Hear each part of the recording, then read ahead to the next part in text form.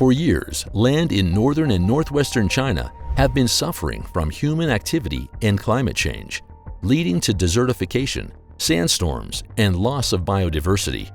However, a group of scientists in China have been working to turn the tide and turn this desert into green farmland. Join us as we uncover the innovative techniques and technologies the government of China is using to solve this problem. The Gobi is the fifth largest desert in the world, spanning over 500,000 square miles across northern China and southern Mongolia. The name Gobi comes from a Mongolian word for dry place, which is fitting since the desert only receives approximately 7 inches of yearly rainfall. The Gobi Desert has 5 distinct ecosystems with unique features and characteristics. These include the Eastern Gobi Desert Steppe, the Alashan Plateau semi-desert, the Gobi Lakes Valley Desert Steppe, the Dzungarian Basin semi-desert, and the Tian Shan Range. The elevations of the Gobi's basins range from roughly 1,600 to 5,000 feet above sea level. The Gobi is home to some of the world's first fossilized dinosaur egg discoveries, including Velociraptor, Avamius, and Panachosaurus eggs. The desert's arid climate is due to its location in the rain shadow of the Himalayan and connecting mountain ranges, which intercept moisture-laden clouds before they can reach most of the Gobi. Although the Gobi is a desert, only 5% of its landscape comprises sand dunes. Instead, it features primarily a firm and often rocky terrain marked by gravel and sparse vegetation. With temperatures ranging from up to 122 degrees Fahrenheit, 50 degrees Celsius in the summer, to below -40 degrees Fahrenheit in the winter, the Gobi has one of the world's most extreme climates, featuring rapid temperature changes both seasonally and daily. The Gobi is an essential ecosystem with a surprising diversity of mammals and birds, especially in the part that lies in Mongolia, where the land has been relatively little touched by human encroachment. It has a distinctive uniform plant community of drought-resistant shrubs and widely scattered low grasses.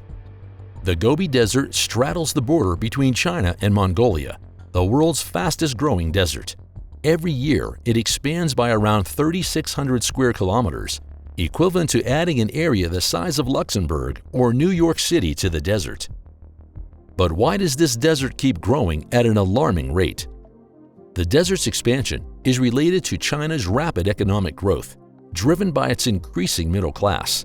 With more people consuming goods, the demand for disposable chopsticks has grown exponentially, leading to the use of 1.3 million cubic meters of timber every year, according to China's Environment Ministry. But illegal logging has led to deforestation, removing the roots that previously held the soil together and taking water from the atmosphere. This has led to soil erosion and a drier climate, causing a high ecological cost. The rising demand for food and other resources has also led to more farmers switching to livestock rearing, resulting in an overgrazing and other associated problems. This expansion eats away at space that was once fit for agriculture and creates unbridled sandstorms that batter cities near the edge of the desert. What's most concerning is that desertification shows little sign of slowing down. For years, China's desert spread at an annual rate of more than 1,300 square miles. Climate change and human activities have accelerated desertification, and nearly 20% of China is now desert. Drought across the northern region is getting worse. One recent estimate suggests that China has 21,000 square miles more desert than in 1975. As the Gobi Desert expands, it is merging with 2 other deserts to form a vast sea of sand that could be uninhabitable. Villages have been lost, and the encroaching deserts threaten to destroy farmland and bury villages, forcing people to abandon their homes. To combat the steady march of the sand, local governments and residents who live on the edge of the deserts plant trees to block the wind and stabilize the soil. For example, Ningxiahui Autonomous Region in northwestern China, surrounded by 3 significant deserts, has been fighting desertification for over 6 decades. As of 2010, 57% of its territory, or 2.97 million hectares, have been affected by desertification. How has this desertification impacted China and the Chinese people? Desertification is a significant issue affecting both people and the environment in China. The impact of this phenomenon has led to the shifting of food production zones, causing crops to fail, livestock to die, and water sources to dry up. However, the effects of desertification are wider than agriculture and water resources. It also hinders progress towards sustainable development and forces entire communities out of their homes, turning them into climate refugees.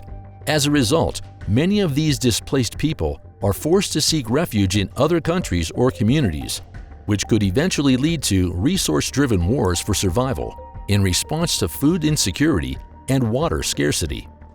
The situation is dire, and without a clear path to adaptation, the prospect of conflict becomes more of a reality.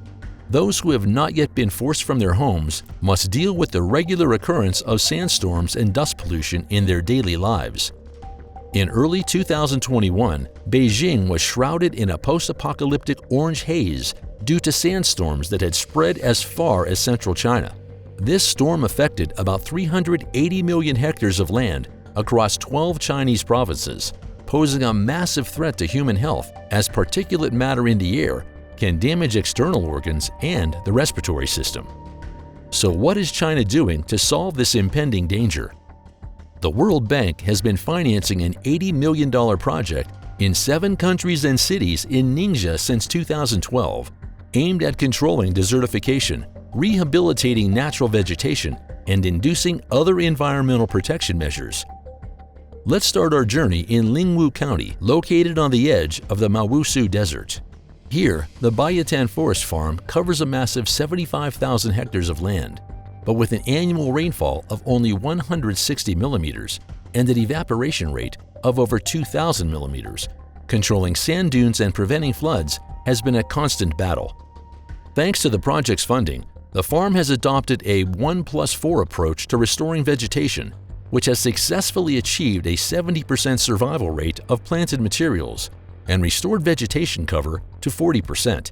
This has effectively stopped the sand dunes from shifting and has helped bring about 6,667 hectares of the desert under control. So how does this method work? Well, one means using a fantastic straw checkerboard technique to keep the sand in place. And 4 is all about planting in spring and autumn, with some bonus container seeding, spot sowing, and broadcast seeding during the rainy season. Moving on to Yanqi County, once a sandy area, is now lush with trees, grass, and flowering shrubs. The extensive use of straw checkerboards and a grazing ban has increased the forest cover by 2%. The number of dusty days a year has decreased by 11 on average. Multi-year pasture grasses are also reappearing. The area has become a haven for the tan sheep that produce high-quality wool and tender mutton. Farmers have received subsidies for sheep sheds and benefited from improved roads and other basic infrastructure. Information campaigns have been carried out to help farmers understand the need to keep their sheep off the degraded land. Finally, we look at Shangui, a city bordering the Tangar Desert. This city has been threatened with desertification for years. Its first attempt to control the sand dates back to the 1950s, when the Baotou-Lansao Railway, China's first railway through the desert, was built nearby. Thanks to the project's support, more than 21,333 hectares of desert have been placed under a network of straw checkerboards, and 3,033 hectares of grass and shrubs have been planted. This impressive scale of straw checkerboards looked like a colossal net covering a vast sea of sand, keeping the sand dunes in place and creating a barrier for the city and critical infrastructure, including the railways and highways. Making straw checkerboards is labor-intensive work, but the invention of a portable tool has increased the survival rate by 20%, while cutting the labor cost in half. The city now has a booming tourist industry, as visitors from all over China come to see and experience the desert. This project is a fantastic example of how sustainable development can positively impact the environment, the economy, and the local community. We hope to see more projects like this in the future. We can't wait to see how China continues to lead the way in environmental protection measures. One of the critical initiatives that China has implemented to combat desertification is the 3 North Shelter Belt program, also known as the Green Great Wall of China. This national tree planting project rehabilitates degraded land. It stops the desert from encroaching into northern China's fertile grasslands and farmlands. Since its launch in 1978, the 3 North Shelter Belt project has aimed to plant millions of trees along a 2,800-mile, 4,506-kilometer border of North China's encroaching desert, while increasing the world's forest cover. The Great Green Wall is predicted to cost up to $8 billion, with $1.2 billion oversight system of mapping and databases.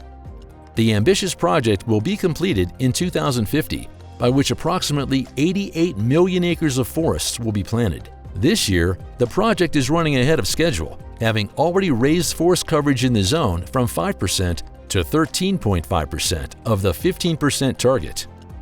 The 3 North Shelter Belt project aims for the trees to act like a barrier, a green wall as the name suggests, to combat desertification and absorb carbon dioxide from the atmosphere.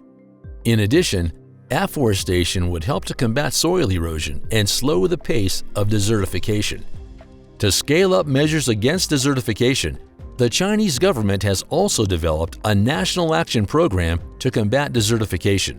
The program includes expanding protected areas and restoring overgrazed and marginal farmlands to their natural state. Additionally, the government has created strong incentives to encourage private sector organizations to invest in restoring degraded areas through public-private partnerships. In 2016, China launched the Belt and Road Joint Action Initiative to combat desertification across the Silk Road region. The cooperation between partner countries and communities is expected to accelerate. China's efforts to combat desertification are commendable, especially considering the country's growing population and the warmer and drier climate. However, the challenges will also increase. It is vital to ask, what can we learn from China's experience and seek to balance socio-economical development needs with the protection of critical and limited natural resources? One interesting thing to note is that China celebrates Tree Planting Day every year on March the 12th. People over 11 years old are reminded to fulfill their legal duty to plant 3 saplings yearly. This event helps to create awareness and encourage people to participate in the fight against desertification. Another critical component of their success is the use of licorice. This valuable medical herb grows exceptionally well in desert conditions.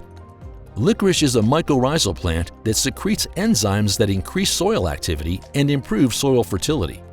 It also has a unique ability to absorb and fix nitrogen in the air, which helps to increase nitrogen content and improve soil's physical and chemical properties. In fact, after planting licorice, the soil nitrogen content of cultivated land increased by up to 148% in just 4 years. But that's not all. Licorice also has strong anti-salinity characteristics, making it an effective plant for controlling desertification in saline alkali soil.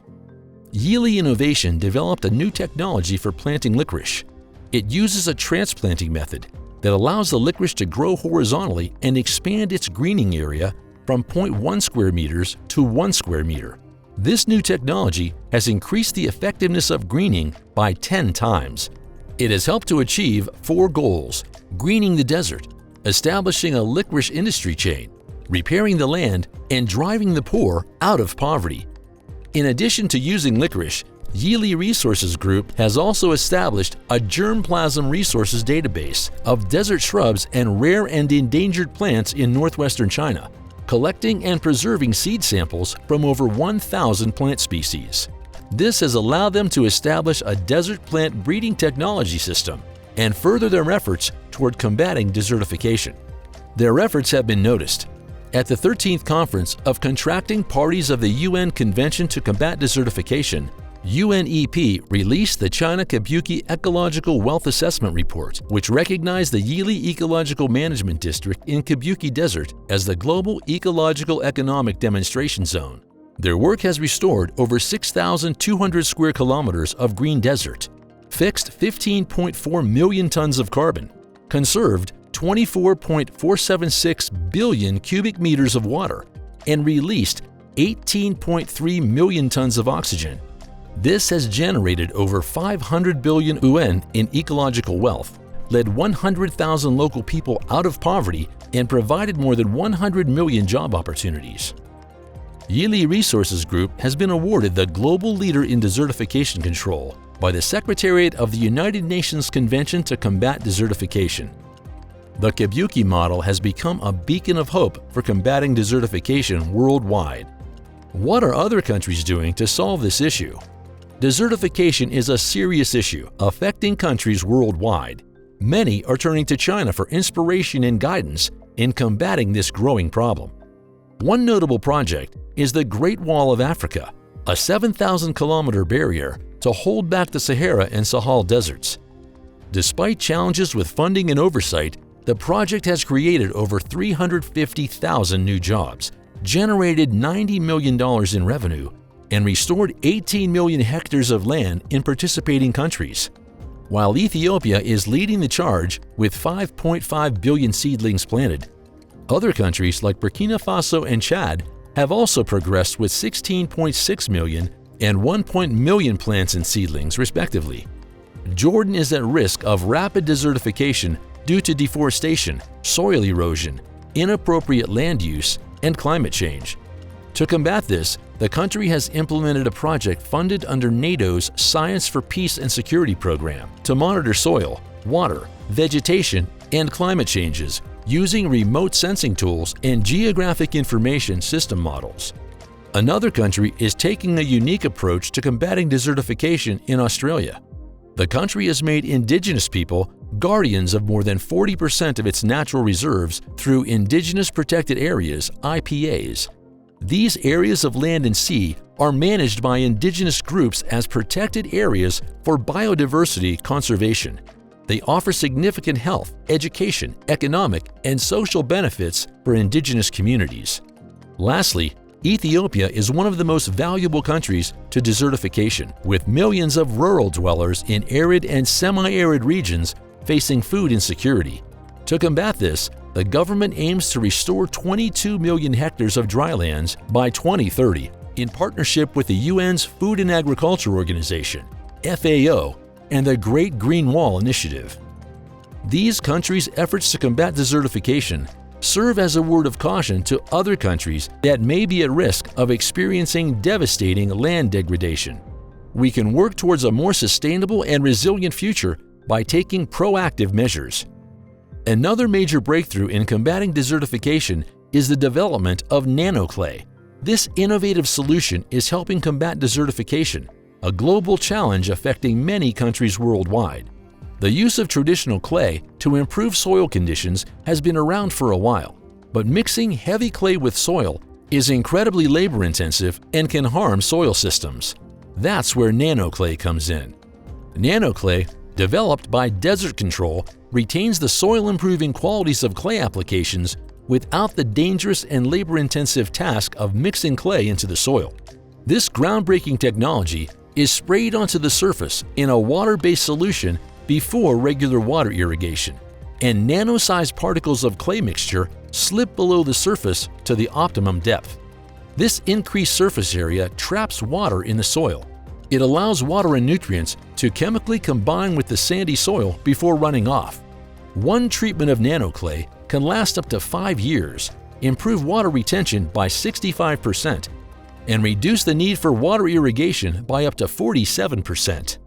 Plus, it can be easily performed with virtually no training or professional expertise required and using standard agricultural tools. Desert Control has been at the forefront of developing and refining Nano Clay solutions for over a decade. The company has extensively tested in different countries to ensure its effectiveness and success.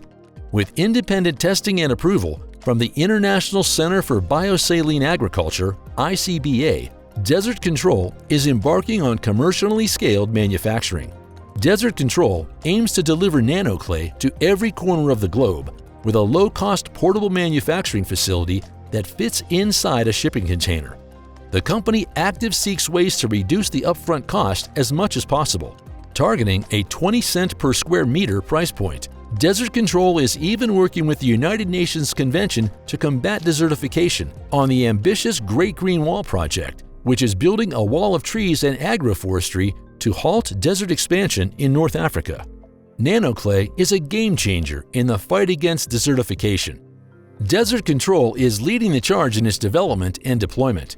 With this innovative solution, we can improve soil conditions and help create a more sustainable future for our planet. Desertification is a significant issue worldwide, so how else do you think the world can combat it? And what more can we learn from China's approach? Let us know your thoughts in the comment section below. If you liked this video, like it, share it with your friends, and subscribe for more.